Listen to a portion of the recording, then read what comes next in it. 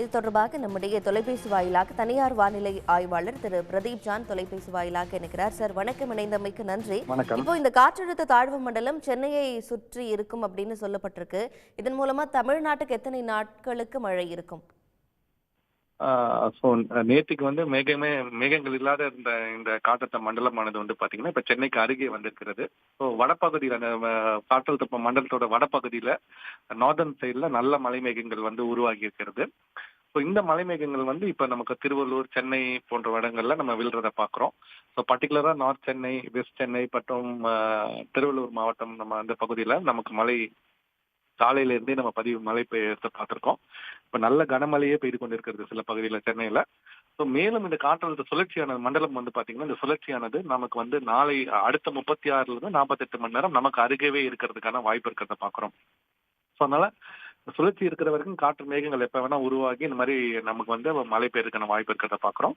So பர்டிகுலரா சொல்லணும்னா இந்த 3 மாவட்டங்கள் காஞ்சிபுரம், சென்னை மற்றும் திருவள்ளூர் மாவட்டங்களுக்கு நமக்கு இன்று வந்து விட்டு விட்டு நமக்கு அப்பப்போ ஒரு வேரிங் ஸ்டெடி ரெயின்ஸா இருக்கும். திடீர்னு கொஞ்சம் நேரம் நல்ல ஹை இன்டென்சிட்டி ரெயின்ஸ் அந்த மாதிரி ஒரு பேட்டர்ன்ல மழை தொடரும் எதிர்பார்க்கப்படுகிறது. ஸோ இன்னைக்கு கனமழையே நமக்கு வந்து இந்த கேடிசிசில பெய்யறதுக்கான வாய்ப்பு இருக்கிறத நம்ம பாக்குறோம். கேடிசிசி ஜோன்ல கனமழை இருக்கும் அப்படின்னு சொல்றீங்க. இப்ப சென்னைக்கு அருகில் இந்த காற்றழுத்த தாழ்வு மண்டலம் இருக்கும் அப்படிங்கிறப்போ மற்ற மாவட்டங்களுக்கு என்ன மெசேஜ் சார்? மற்ற இது ரொம்ப பக்கத்துல நமக்கு ஏன்னா அதை சுத்தி மேகங்கள் இல்லை, வெறும் வடப்பகுதியில தான் இருக்கு. ஸோ வடப்பகுதிங்கும் போது நமக்கு சென்னை, திருவள்ளூர் மற்றும் தென்னாந்திரா பகுதி தான் நம்ம ஹாட்ஸ்பாட்டா நம்ம பாக்குறோம். மற்ற பகுதியில் வந்து பாத்தீங்கன்னா இந்த இன்ஃப்ளோ பேண்ட்ஸ் உள் மாவட்டங்கள்ல வந்து நமக்கு கோயம்புத்தூர், நீலகிரி, திண்டுக்கல், மதுரை, டெல்டால சில பகுதிகளில் இங்கெல்லாம் வந்து மிதமான மாடரேட் ரெயின்ஸ் பெய்யறதுக்கான வாய்ப்பு இருக்குது. கனமழை இருக்காது, மாடரேட் ரெயின்ஸ் அங்கங்க அப்படி ஒரு ஸ்பெல்ஸ் வந்து வந்துட்டு போறதுக்கான வாய்ப்பு இருக்கிறத பாக்குறோம். கனமழைன்னு பாக்குறது வந்து வெறும் இந்த வட ஆந்திரா ஒட்டி உள்ள மாவட்டங்கள், ஈவன் ராணிப்பேட்டை கூட நீங்க சேர்த்துக்கலாம். லக்கு இருந்தா மேகங்கள் அங்க அவங்களுக்கும் போறதுக்கான வாய்ப்பு இருக்கிறத பாக்குறோம். ஸோ இந்த வட மாவட்டங்கள்ல நமக்கு வட ஆந்திரா ஒட்டி உள்ள வடக்கா மாவட்டங்களுக்கு நமக்கு மழை வந்து அதிகமா இருக்கும். மற்ற மாவட்டங்களுக்கு எல்லாம் மிதமான மழை, மாடரேட் ரெயின். ஸோ பெரிய மழை இருக்காது. ஸோ நம்ம ரொம்ப சிக்னிபிகண்டா அதை ட்ராக் பண்ண தேவையில்லை. அந்த மாதிரி ஒரு மழை தான் அவங்க இருக்கும். ஸோ நமக்கு ரொம்ப டெபிசிட்டா இருக்கிற இந்த திருவள்ளூர், காஞ்சிபுரம், சென்னை இந்த மாவட்டங்களுக்கு தான் இதுல இருந்து இன்று நாளையும் நமக்கு மழை இருக்கு. லக் இருந்தா நமக்கு வெனஸ்டேவும் கொஞ்சம் சஸ்டைன் ஆச்சுன்னா சென்னைக்கு மேலே அந்த சுழற்சி கொஞ்சம் போனாலுமே நமக்கு மழை கம்மியாயிடும். சென்னைக்கு அருகே கீழே இருக்கிற வரைக்குமே நமக்கு அந்த காற்றின் குவிப்பு கன்வர்ஜென்ஸ் சொல்லுவோம், அது நம்ம மேல விழுறதுக்கான வாய்ப்பு இருக்குது. அது மாதிரி இந்த மாதிரி நமக்கு மழை பெய்யறதுக்கான இருக்கிற வாய்ப்பை பார்க்கணும் நம்ம.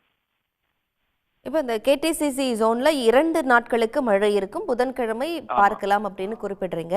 அப்போ எந்த அளவுக்கு மழை பொழிவு இருக்கும் சார்? இப்போ தீவிர மழையாக இருக்குமா, இல்ல இப்போ விட்டு விட்டு சாரல் மழை மாதிரி இருக்குமா? ஸ்டெடி ரெயின்ஸ் சொல்லலாம். சாரல்னு சொல்றத விட இன்று இப்ப பாத்துட்டீங்கன்னா கனமழையே நமக்கு கொஞ்சம் நேரம் பெஞ்சு பார்க்கலாம். காலையில இருந்தே நமக்கு கிட்டத்தட்ட நுங்கம்பாக்கம்ல எல்லாம் 50 மில்லிமீட்டருக்கு மேலே இப்ப பதிவாயிடுச்சு.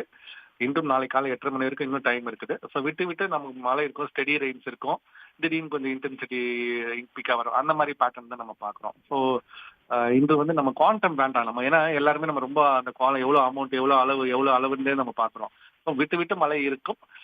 ஒரு மலையை நம்ம வந்து பயமுத்துற மாதிரி அந்த குவாண்டம் இது ரெட் அலர்ட் அப்படிலாம் பண்ணணும். மழை வந்து ரொம்ப குறைவான மழை இந்த ஆண்டு கடத்தி இருக்கிறத பாக்குறோம். வடகிழக்கு பருவமழையில இந்த மழை நமக்கு தேவை, கிரவுண்ட் வாட்டர் ரீசார்ஜுக்கு தேவை.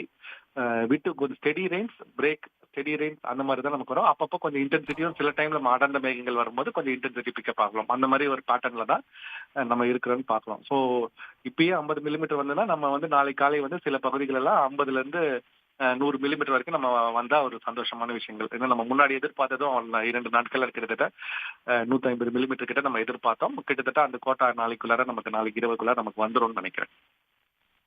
இப்போ டிட்வா புயலாக இருந்தது, ஆழ்ந்த காற்றழுத்த தாழ்வு மண்டலமாக இப்போ வலுவிழக்கிறப்போ அது கடல்லையே இருக்குமா, இல்ல கரையை கடக்கிறதுக்கான வாய்ப்புகளும் இருக்கா?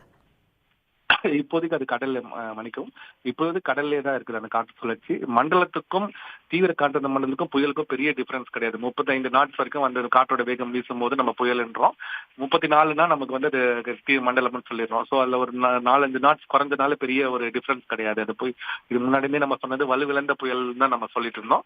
ஸோ இது காற்றுலேயே தான், கடல் பக்கத்துலேயே தான் நம்ம சென்னைக்கு அருகே இருக்கிற மாதிரி நமக்கு பாக்குறோம். கொஞ்சம் மேல கீழே முன்ன பின்ன அப்படியே இருக்கும். ஸோ நம்ம சென்னைக்கு அருகே தான் இருக்க போது அங்கிருந்து இன்னும் கொஞ்சம் வலுவிழக்கும். பட் அடர்ந்த கொஞ்சம் மேகங்கள் வரனால கொஞ்சம் இதே இன்டென்சிட்டி இப்போ சஸ்டைன் ஆகும்னு நினைக்கிறேன். நாளைக்கு போக போக கொஞ்சம் கொஞ்சம் நமக்கு வந்து வலுவிழக்க தொடங்கும். அதுக்கப்புறம் மண்டலமாக டிப்ரெஷனாக மாறிவிடும். அதுக்கப்புறம் நமக்கு வந்து அங்கேயே இருந்து எப்படி உள்நோக்கி வர, ஏன்னா அதுக்கப்புறம் அதுல ஒண்ணும் இல்லை நம்ம சொல்றது கிராஸ் பண்றதுக்கு. நீங்க கரையை கடக்கும் போது வேகமாக காற்று வீசுவதோ அந்த மாதிரி எல்லாம் நம்ம அதுல எதிர்பார்க்க முடியாது. சோ அதுக்கப்புறம் எப்படி அது உள்நோக்கி வருது, கீழ்காற்று வந்து அந்த மேகங்களை உள்ள தள்ளுதான்றதெல்லாம் நம்ம பார்க்கணும். சோ நாளை வரைக்கும் நமக்கு இதே மாதிரி கடல் நாளை இரவு ஆர் ஈவன் வெட்னஸ்டே காலை வரைக்கும் நமக்கு அருகே இருக்கிறதுக்கான வாய்ப்பு இருக்கிறத நம்ம பார்க்கிறோம். 2 நாட்களுக்கு மழை இருக்கும் அப்படின்னு குறிப்பிட்டிருக்கீங்க. நன்றி பிரதீப் ஜான், இணைப்பில் வந்து தகவல்களை சொன்னதற்கு. உடனுக்குடன் செய்திகளை தெரிந்து கொள்ள சன் நியூஸ் பெல் ஐகானை கிளிக் பண்ணுங்க.